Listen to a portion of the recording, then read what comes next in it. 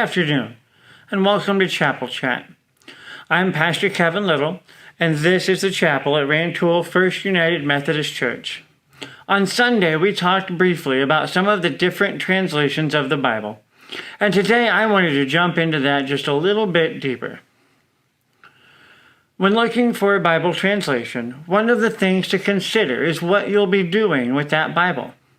Obviously, you'll be reading it, at least I hope you will. But are you reading it for personal connection or for study purposes?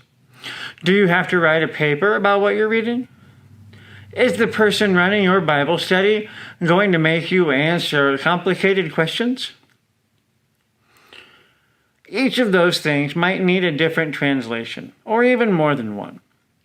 Now, I have a handy little chart here that I reference regularly when I talk about the different translations. Now, I'm not sure how well you'll be able to read this. It's probably going to depend on whether or not you're watching this on your phone or on a computer. So I'll post this picture in the comments below as well so that you can blow it up to see. Now, this arc here shows quite a few different translations and how they approach the Bible. Here on the left, you can see that these translations are considered to be word for word, or literal, whereas the farther to the right that you get, the more they become paraphrased or focused on conveying a general thought. Now, the farther to the right that you go, the easier the translation is to read and understand. But those translations are also more heavily influenced by the act of translation. The farther left a translation is on the arc, the harder it is to read, but the closer it is to the original meaning as well. For example, the Interlinear Bible, all the way over there on the left, has the original Hebrew text and then the English words that correspond to it right underneath. That's really good for looking at what each word actually means and getting a deep idea of how things flowed originally, but it really isn't a good way to read and appreciate the message that it's conveying. It's very choppy and hard to follow, both because it goes backwards, because Hebrew was written from right to left, and because some of these phrases are often condensed into one English word to convey its meaning. Now, the opposite end of that is the Message translation, which is very good for conveying the translator's understanding of the thought behind a passage, but loses the context of the phrasing sometimes as it does so. Most of the Bibles that you would see in church sit in the middle. Our own NRSV and the ever-popular NIV trying to ride the line between literal and paraphrased as well as they can. When I am researching a passage for a paper or looking for a stricter translation, I use the NASB. But for personal reading, I use the CSB, which on this arc is represented by its predecessor, the HCSB. These are the translations that I have found to be best for my own personal comprehension while staying left of the center part of this arc. However, I would probably push the CSB translation a little bit farther to the right, most likely on the other side of the NRSV, closer to the middle. This is also the Bible that I preach out of every Sunday.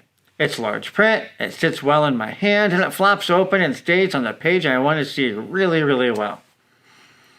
Now, once you find a translation that works, I would recommend getting a study Bible in that translation. If you're going to be in a Bible study like the one that's coming up in September, a study Bible is a big help. In a study Bible, there are notes on the side or at the bottom of the page that can help give more details about what's happening in some of the passages. The notes are there to help clarify some things or give some additional insight or even provide cross-references to other passages that use similar words. And just like there are a ton of different translations, there are a ton of different study Bibles, all with different focuses. Some are specific for women or men or youth. Others are written by specific popular pastors. Others are targeted at a particular approach to ministry. My personal favorite study Bible is my Apologetics Bible. Apologetics is the act of defending our faith. So many of the notes and additional articles are about ways to defend our faith against outside arguments. Another good resource is the website BibleGateway.com. This will let you look for different passages in the Bible, and you can try multiple translations side by side while you do. It's great for narrowing your preferences down. I know all of this might seem confusing, but it really boils down to one simple idea. Find a translation that makes sense to your mind and read it. If you feel confused by the words you're reading, you aren't going to keep at it. And keeping at it is more important than anything else. Because the more that we read the Bible, the more we hear from God, plain and simple. And if you would like some help to find a good translation, come talk to me. Thanks for joining me for another Chapel Chat, and I'll see you again next week.